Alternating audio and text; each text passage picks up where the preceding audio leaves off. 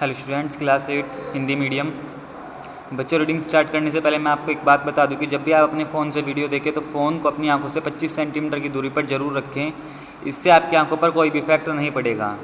तो बच्चों, आज जो हमारा टॉपिक है, इस पार्ट का पहला टॉपिक है वो है लोगों को फैसला क्यों लेना चाहिए। कल हम इसके बारे में बात कर रहे थे कि जो लोकतांत्रिक सरकार होती है उसमें लोगों की भी सहभागिता होती है, उनका भी सहयोग होता है सरकार को चलाने में। तो आज जो हमारा पहला टॉपिक है वो यही है कि लोगों को फैसला क्यों लेना चाहिए सरकार के कामों में। जैसे कि हम जानते हैं, भारत 15 अगस्त 1947 को आज़ाद हुआ। इस आज़ादी के लिए पूरे देश की जनता ने एक लंबा और मुश्किल संघर्ष चलाया था। इस संघर्ष में समाज के बहुत सारे तबकों की हिस्सेदारी थी। तरह तरह के पृष्ठभूमि के लोगों ने इसमें भाग लिया। तो जैसे कि आप जानते हैं कि जो हमारा देश भारत है वो 15 अगस्त 1947 को आज़ाद हुआ था। पहले अंग्रेज़ों का गुलाम था, तो उस गुलामी से लड़ा जनता ने, देश की जनता ने बहुत लंबा संघर्ष किया अपने देश को आज़ाद करने के लिए। ठीक है, उसमें देश के जितने भी अलग अलग समाज के लोग थे, अलग अलग तबकों के लोग थे, सभी ने क्या संघर्ष किया। तरह तरह की पृष्ठभूमि, मतलब अलग अलग क्षेत्रों के लोग आए और जिन्होंने संघर्ष किया। वे स्वतंत्रता, समानता तथा निर्णय प्रक्रिया में हिस्सेदारी के विचारों से प्रेरित थे और वो इस चीज़ को भी समझते थे, स्वतंत्रता को भी वो चाहते थे देश में, और समानता भी चाहते थे कि ऊंच नीच का जो भेद है उसको ख़त्म किया जा सके। जो सरकार आ गया है उसमें जो आम जनता है उसकी भी कुछ हिस्सेदारी होनी चाहिए। औपनिवेशिक शासन के तहत लोग ब्रिटिश सरकार से भयभीत रहते थे। वे सरकार के बहुत सारे फैसलों से असहमत थे, लेकिन अगर वे इन फैसलों की आलोचना करते तो उन्हें भारी खतरों का सामना करना पड़ता था।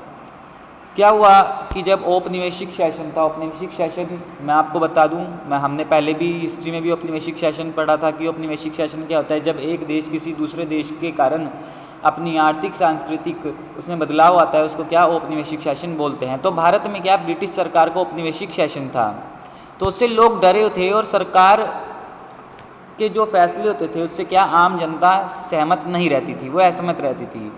लेकिन अगर वो फैसलों की आलोचना करते थे, वो कहते थे कि आपने फैसला गलत लिया है, तो उन्हें क्या भारी खतरों का सामना करना पड़ता था। उन्हें जेल में बंद कर दिया जाता था, उनको मारा पीटा जाता था। स्वतंत्रता आंदोलन ने यह स्थिति बदल डाली। राष्ट्रवादी खुलेआम ब्रिटिश सरकार की आलोचना करने लगे और अपनी मांगे पेश करने लगे। लेकिन जब स्वतंत्रता आंदोलन चलाया गया उसमें क्या हुआ कि उसमें ये स्थिति बदल गई। अब लोगों ने अपने विचार खुलेआम बताने शुरू कर दिए। अब वो अंग्रेजों से नहीं डरने लगे। 1885 में ही भारतीय राष्ट्रीय कांग्रेस ने मांग की कि विधायिका में निर्वाचित सदस्य होने चाहिए और उन्हें बजट पर चर्चा करने एवं प्रश्न पूछने का अधिकार मिलना चाहिए। 1885 में जो भारतीय राष्ट्रीय कांग्रेस थी उसका गठन हुआ।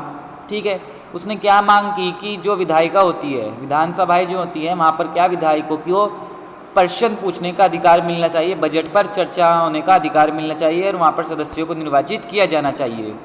1909 में बने गवर्नमेंट ऑफ इंडिया एक्ट ने कुछ हद तक निर्वाचित प्रतिनिधित्व की व्यवस्था को मंजूरी दे दी। 1909 में क्या हुआ कि निर्वाचित प्रतिनिधित्व मतलब जनता द्वारा लोगों को चुने जाने की क्या व्यवस्था को मंजूरी दे दी। हालांकि ब्रिटिश सरकार के अंतर्गत बनाई गई ये शुरुआती विधायिकाएं राष्ट्रवादियों के बढ़ते जा रहे दबाव के कारण ही बनी थी, लेकिन इनमें भी सभी वयस्कों को न तो वोट डालने का अधिकार दिया गया था और न ही आम लोग निर्णय प्रक्रिया में हिस्सा ले सकते थे। लेकिन तब भी क्या हुआ कि जो 1909 में कह दिया कि हाँ अब वोट डालकर लोग अपने प्रतिनिधि को चुन सकते हैं, लेकिन उसके बाद भी सभी लोगों को ये अधिकार नहीं था कि वो वोट डालकर अपने प्रतिनिधि को चुन सकें। इसमें सभी वयस्क नागरिकों को अधिकार नहीं था कि वो निर्णय प्रक्रिया में हिस्सा ले सके। जैसे कि आपने पहले अध्याय में पढ़ा था, औपनिवेशिक शासन के अनुभव और स्वतंत्रता संघर्ष में तरह तरह के लोगों की हिस्सेदारी के आधार पर राष्ट्रवादी को विश्वास हो गया था कि स्वतंत्र भारत में सभी लोग अपने जीवन को प्रभावित करने वाले फैसलों में हिस्सा लेने की क्षमता रखते हैं।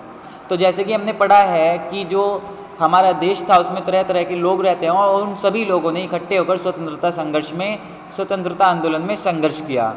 तो इस बात से जो राष्ट्रवादी लोग थे, जो राष्ट्र के हित के लिए कार्य कर रहे थे, उन्हें अब इस चीज़ का उन्हें लगने लगा था कि सभी लोग, हमारे देश के लोग क्या अपने फैसले लेने में सक्षम है, वो अपने फैसले लेने की क्षमता रखते हैं।